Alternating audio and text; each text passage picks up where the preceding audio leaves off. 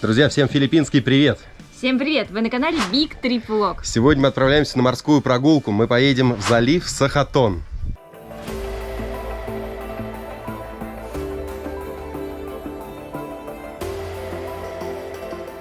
Сейчас время 6 утра. Мы находимся в порту города Дапа.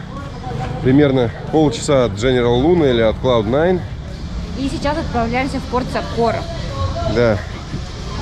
Прям здесь же взяли утром билеты. 200 песо с человека. Ну, вернее, билет сейчас нам предстоит на лодке взять.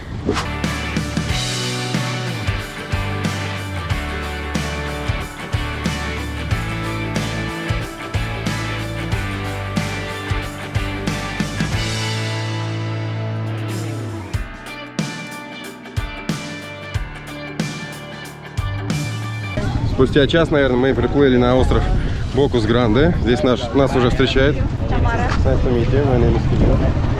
Встречает нас здесь представитель компании, с которой мы отправляемся в данную морскую прогулку. Ну что, очень удобно, комфортно, уже прям садимся в машину.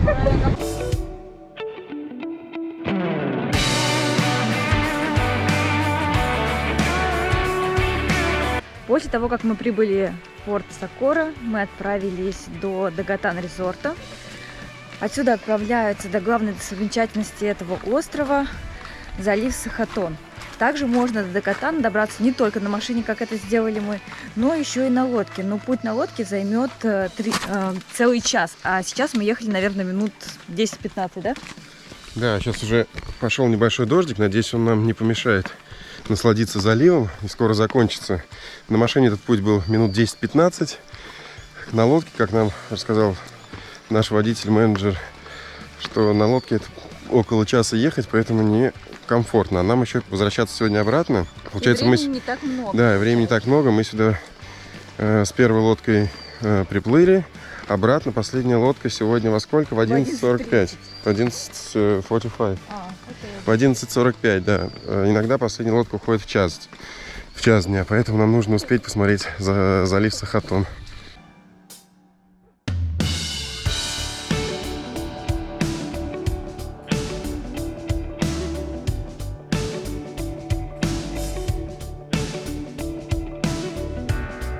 Сейчас мы уже спустились на обзорную площадку в резорте Дагатан. Идет небольшой дождик, а мы ждем нашу лодку, на которой отправимся в залив Сахатон. Нам на ней идти минут 7-8, совсем недалеко, но главное, чтобы наладилась погода.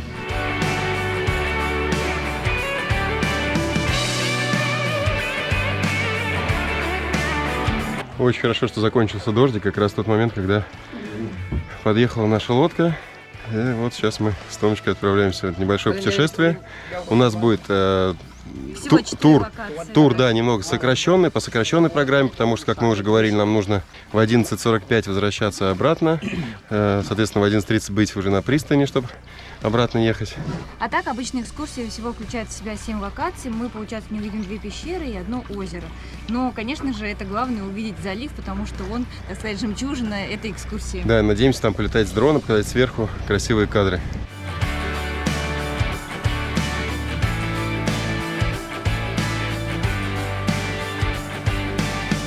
Сейчас мы уже подплываем ко входу в Сахатон Коув, то есть залив Сахатон. И этот вход, он будет пролегать через небольшую пещеру, поэтому надеваем касочки. Сейчас придется даже немного нагнуться и будем проходить внутрь.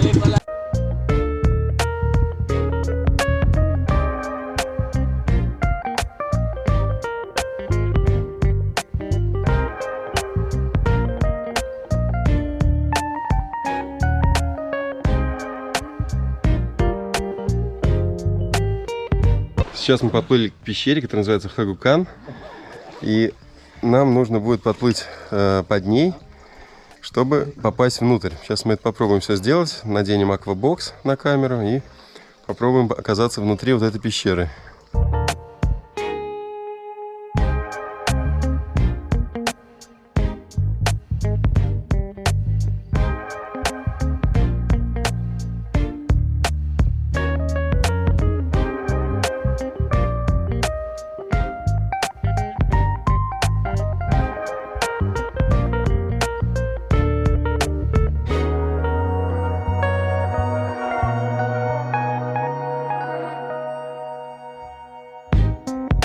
это было реально очень весело, потому что, чтобы попасть внутрь пещеры, гид брал, точнее как, он руководил нами. Он встал за спину, немножко нажал, мы окунулись вместе с ним в воду, и это было, как, знаете, быстрое такси, чтобы пробраться под воду, то есть гид сам вас туда проводит. А в самой пещере очень темно, поэтому кадров особо поснимать не удалось, но там весьма любопытно, когда заплываешь внутрь пещеры, у тебя большое пространство, лучи света небольшие там, конечно, есть, вот, но, в общем, красивая вода получается. А еще было интересно, когда выныриваешь и тебе светит свет на эту пещеру наверх, то ты видишь в первый момент, как будто бы над тобой какая-то большая змея. И потом гид в это же время говорит: не пугайтесь, что эта пещера похожа на змею.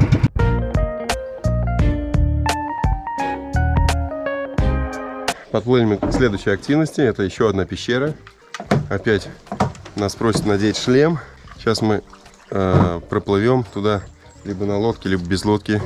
И дальше отправимся к небольшому мостику, откуда можно будет спрыгнуть.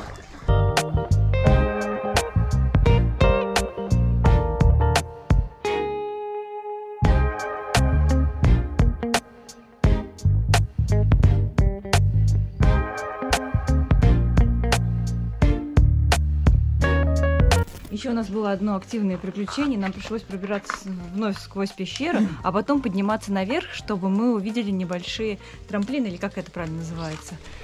Да, здесь есть небольшой мостик, с которым мы сейчас будем прыгать. А в пещере мы увидели небольшое количество летучих мышей, таких маленьких. Но очень плохо было видно, потому что очень темно. А последний участок достаточно крутой и резкий подъем вверх. Поэтому нужно быть аккуратным. Гид постоянно говорит, что пригните голову, будьте аккуратны. В общем, старается вас уберечь.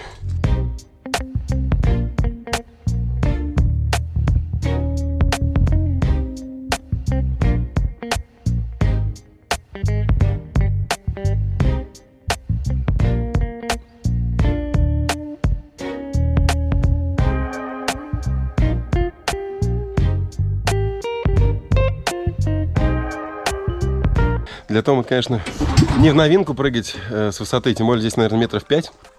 Вот, я, конечно, не очень люблю все эти прыжки, но тут как бы, если не прыгнешь, то придется идти обратно. Хотя, на самом деле, есть мостик чуть пониже, но я уж не стал. Раз все прыгают, то и я прыгну. А так как у нас все это только я, поэтому выбора у Кирилла нет. Сейчас мы плывем на нашу последнюю активность. Когда лодка разгоняется, очень-очень становится громко в ней. Вот, а когда она потихонечку плавает, то можно и пообщаться. У нас будет последняя активность, и она заключается в том, что мы будем купаться с медузами. Сейчас, правда, не сезон, как сказал нам гид. Сезон здесь в марте, да, в мае, по-моему. Вот, а у нас сейчас идет февраль, поэтому медуз будет не очень много. А так вообще даже это купание называется как купание с 1000 медузами. Они необычной расцветки, но вроде как не должны жалить людей. Поэтому скоро все сами увидим.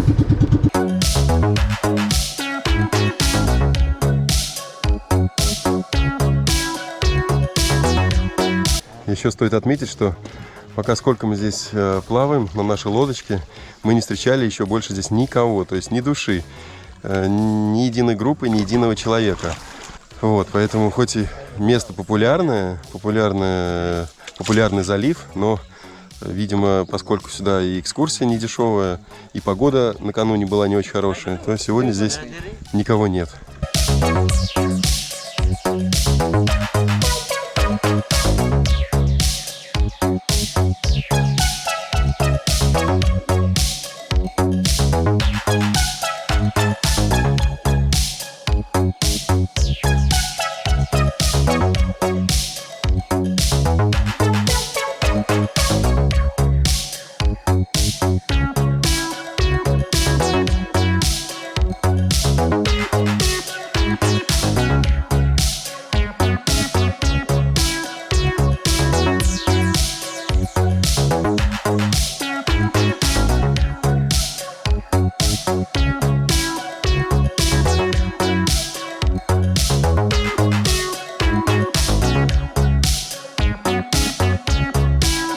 Сейчас мы приплыли в еще одну локацию в поисках Джоли-фиш, или по-нашему медуз. И здесь они действительно есть, и сейчас мы с ними немного поплаваем. Я держу настоящую медузу. Мне раньше казалось, что они все жалят. Она еще такого цвета необычного, похожа на гриб. Да, да, да. И смотри, как они, как этот, действительно гриб красивый. Сверху. Шапочка.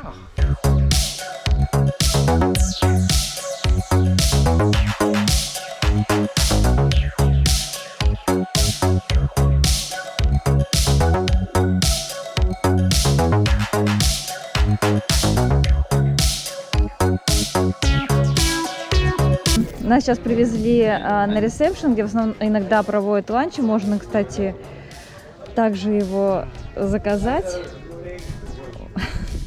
Вот здесь продают вот таких огромных крабов. Смотрите, какой красивый глазик у этого крабика. И он захватил просто кофту. Пока Кирилл летает на дроне, расскажу вам, в чем же разница, когда вы берете групповой тур из Сиаргао, либо приезжаете сюда, в порт Сакора, и берете экскурсию именно отсюда. Когда вы едете из Сиаргао, то у вас не меняется стоимость, даже если вы поедете там в 10-ром на лодке, 8-ром на лодке, стоимость будет единой. Это примерно 2800-3000 песо с человеком. В Сакора приезжают тем, кому выгодно отсюда поехать компании, группы, потому что здесь именно стоимость за лодку. И чем больше вас человек, тем для вас выгоднее. Например, если вы можете поехать в 6-ром, то стоимость тура будет всего лишь 500 песо. Вот, поэтому выгодно приезжать именно компании. В чем еще разница? В том, что когда вы едете из Сиаргао, то дорога туда и обратно у вас займет 6 часов. Тем более лодка, она небольшая, будет, скорее всего, укачивать. И, как говорят здесь местные, это даже иногда бывает опасно. В том числе иногда лодки даже не могут выехать из Сиаргао до этого острова, до Букас-Гранде, потому что бывают волны, бывает плохая погода, и экскурсия просто отменяется. Но у многих туристов ограниченное время, поэтому вы можете приехать сюда, в Сакора, из порта Дапа в Сиаргао, и все равно поехать на эту экскурсию таким способом. Вот. Если сравнивать по цене, то если вы едете вдвоем, то практически разницы никакой не будет. Если компания, то выгодно, конечно же, ехать именно отсюда. Вот. Ну или если плохая погода, или если вас укачивает, например, в лодке, да, и вы не хотите выдерживать поездку на маленькой лодке 6 часов, то лодка из Дапы до Сакора всего лишь 1 час и не доставляет никакого дискомфорта, так гораздо более удобно. Поэтому мы решили воспользоваться этим способом. Вот, кстати, сейчас мы видим туристов, которые прибыли с Дженера Луна. Сейчас я покажу, на каких лодочках они приезжают. То есть вот 3 часа примерно, 2,5, они едут вот на таких лодках. Это групповой тур, и стоимость всегда одинаковая.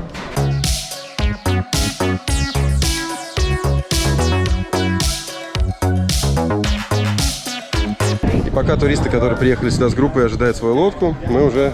Закончили нашу экскурсию. Да, закончили экскурсию, садимся и плывем уже обратно. Поэтому получился у нас private тур, поэтому выбирать только вам, либо private, либо в составе группы, и там есть свои плюсы. Мы показали вам лишь наш опыт.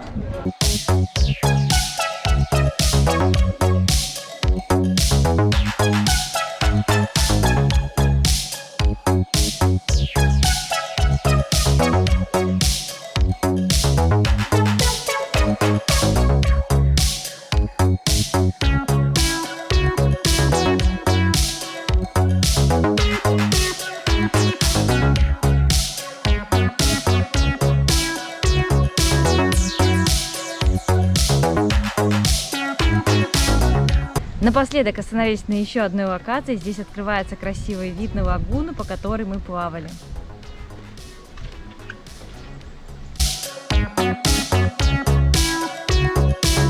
Thank you so much for this tour. It was really nice and beautiful. Если вам нужны контакты агентства, с которым поехать в этот тур, смотрите их в описании под видеороликом. If you want to have a very good service, you can contact Sohoton Cove PH, or you can email us at sohotoncove@gmail.com, and we'll make sure that everything will be in place and everything is good and smooth sailing and safe here in the Philippines and in Sohoton and Siargao Island, Philippines. Ребята, обязательно обращайтесь, мы рекомендуем это агентство.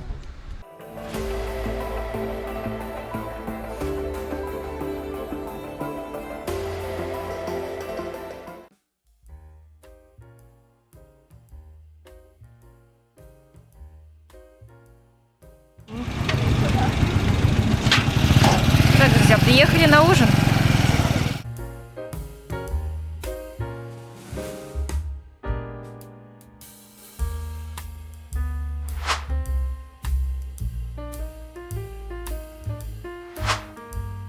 Мы приехали в ресторан, который называется «Ваканта», и он ориентируется на средиземноморской кухне, преимущественно греческой. В меню интересные блюда, мы уже сделали свой заказ и сейчас их ждем.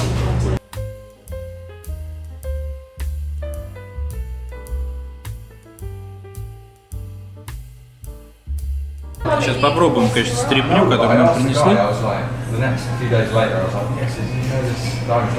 Это хумус. Это очень острый хумус, маслянистее, чем обычно, и очень много приправ. И вот нам еще принесли два соуса. Это чесночный обычный, а это острый чесночный.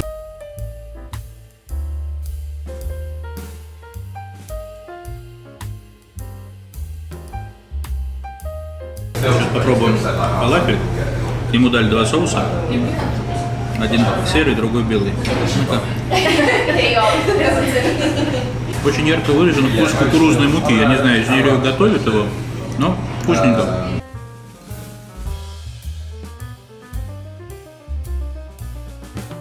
Буквально за пару минут съела греческий салат, очень вкусный. Здесь есть и маслины, и оливки, все овощи свежие.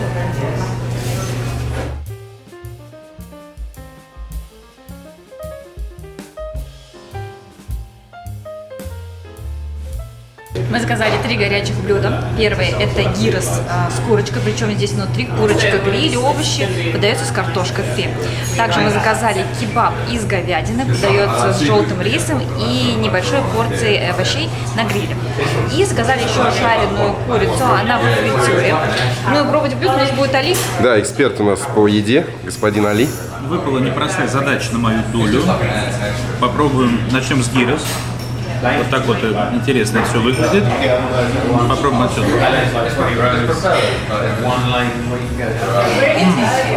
Надо сказать, неординарный подход у тебя к пробованию, с другой стороны, но... С этой просто не влезет в рот. Да, да. Но с экспертом не поспоришь, как говорится. Очень чувствуется гриль, достаточно пикантно, остренько, тут все остро. Вот, но мясо вкусное, заслуживает внимания. Пришло время не то, что-нибудь попробовать. Я все пробую, но не на камеру. Будем пробовать кебаб из говядины с желтым рисом и также овощи на гриле. Весьма нетрудно, потому что на самом деле до этого кебаб не встречали в ресторане здесь. Вот, из говядины. Весьма вкусное, нежное мясо. Ну, попробуем рис. Длинный рассыпчатый рис. На самом деле, тоже не всегда таковым является на Филиппинах, потому что рис они любят, филиппинцы, и едят его в любом виде. Вот. А то, что он желтый рассыпчатый, это просто нам повезло. Поэтому место хорошее, ресторан рекомендую. А я продолжаю кушать. Ну, овощи на гриль, давайте овощи на гриль. Это огурец. Огурцом вас не удивить, на самом деле. Местные огурцы, они немножко жестковаты. Вот. Поэтому имейте это в виду. Также здесь есть помидорка, но все пробовать не буду, чтобы немножко ребятам тоже досталось, потому что у нас сегодня такой шеринг-ужин, то есть мы делимся каждым блюдом со всеми. Пришло время попробовать курочку в панировке.